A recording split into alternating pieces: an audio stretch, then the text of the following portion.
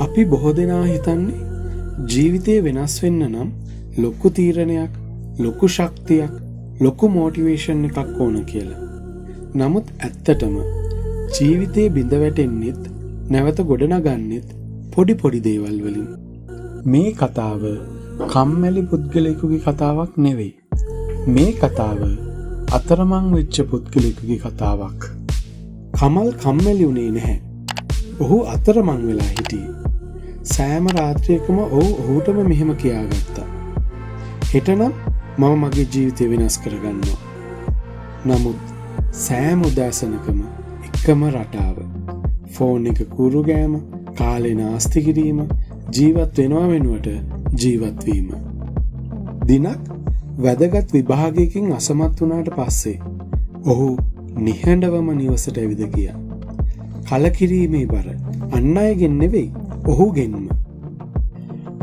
කමල් තනිවම වාඩි වී සිටින වෙලාවක ඔහුගේ සීයා නිහඬවම පැමිණ පැරණි කැඩුණු ඔරලෝසුවක් ඔහුගේ අතේ තිබ්බා. සීයා කිව්වා, "කමල්, ජීවිතේ එකවරම බිඳ වැටෙන්නේ නැහැ. කුඩා නරක පුරුදු එක්ක හැමදාම ටිකෙන් ටික බිඳ වැටෙන්න ගන්නවා." කමල් ඔරලෝසුව දිහා බැලුවා. කටු නතර වෙලා. සීයා ආයෙත් කිව්වා, "ඒක නතර වෙලා තියෙන්නේ නොසලකා හැරපු නිසා. ඔයා පුංචි දේවල් නොසලකා හැරියොත් ඔයාගේ සිහිනත් ඒ විදිහටම නතර වෙනවා."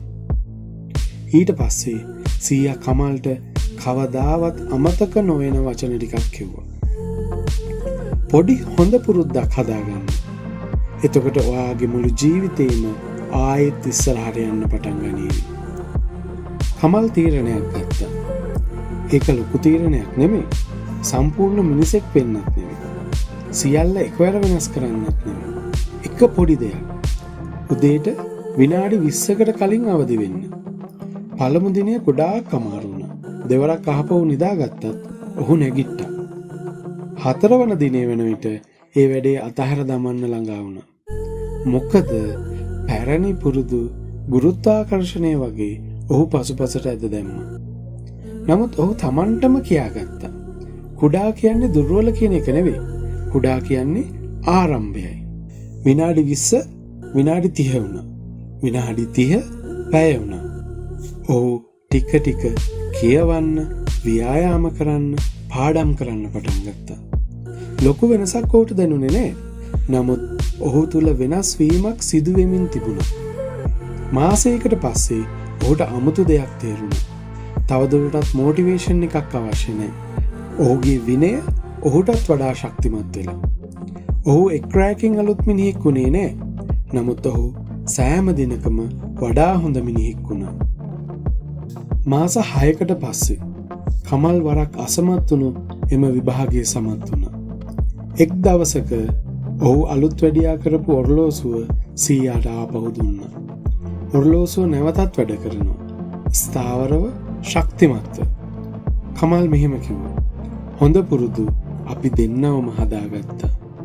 සීයා මෘදු සිනාවක් එක්ක කිව්වා, "ඒක තමයි දෛනික විනයේ බලය. කුඩා පුරුදු ඔයාගේ දවස පමණක් නෙවෙයි, ඔයාගේ මුළු ජීවිතේම වෙනස් කරනවා." මේ කතාවෙන් අපි ගන්න ඕන එකම දේ, අද ඔබේ මුළු ජීවිතේම වෙනස් කරන්න අවශ්‍ය නැහැ. එක් කුඩා පුරුද්දක් වෙනස් කරන්න. දිනපතා නැවත කරන්න. මොකද විනය යනු එන්ජිමයි. පුරුදු යනු මොටිවේෂන් නැති වෙච්ච දවස්වලත් ඔබ ඉස්සරහට ගෙන යන ඉන්ධනය. අද එක කුඩා දෙයකින් පටන් ගන්න.